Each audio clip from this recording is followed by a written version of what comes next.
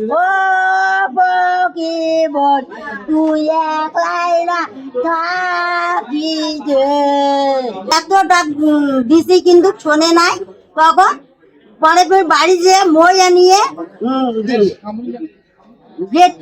Main gate কিন্তু খোলা আসলো। তখন মেন গেট খোলা আসলো, তখন দরজা দুটা আটকা আসলো। তখন মই দিয়ে ওই পাশে আমার দেওর কিন্তু উপরে ঝাঁপ দিয়ে দেখে পরনে কাপড় ছিল না।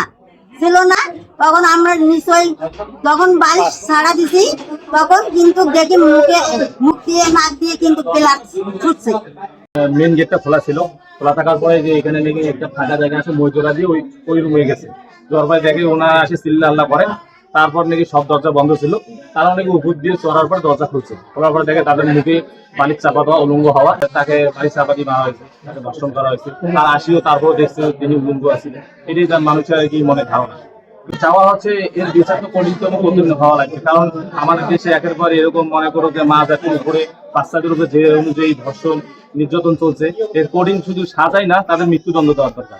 আগে ডিভোর্স হয়ে গেছে, তার একটা মেয়ে আছে, সে মেয়ে সিলেটে থাকে। সে গত 4 দিন আগে সিলেট থেকে বাড়িতে আসছে, যেটা মনে হচ্ছে আর কি। এখানে ওর পূর্ব কোনো শত্রুতা থেকে কোনো একজন বা দুইজন না, 5-7 জন 10 জনের একটা সংঘবদ্ধ দল এখানে ঢুকছে।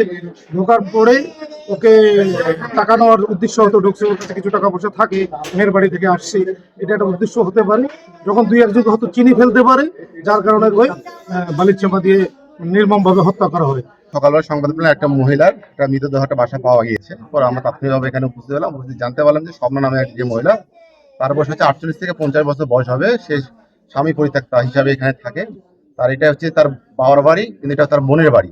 এই বাসায় সে থাকে, মাঝে মাঝে সে ঢাকা থাকে। তার এক কন্যা, সে উনিও ঢাকা থাকেন।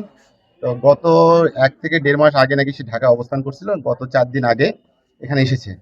আজকে সকালবেলায় ওনার ভাতিজা ওনাকে ডাকাডাকি করছে, যখন পায়নি তখন তার ভাইকে বলে, তার ভাই এসে এই দরজা জানলা বন্ধ অবস্থায় মেন গেটটা খোলা অবস্থায় পায়।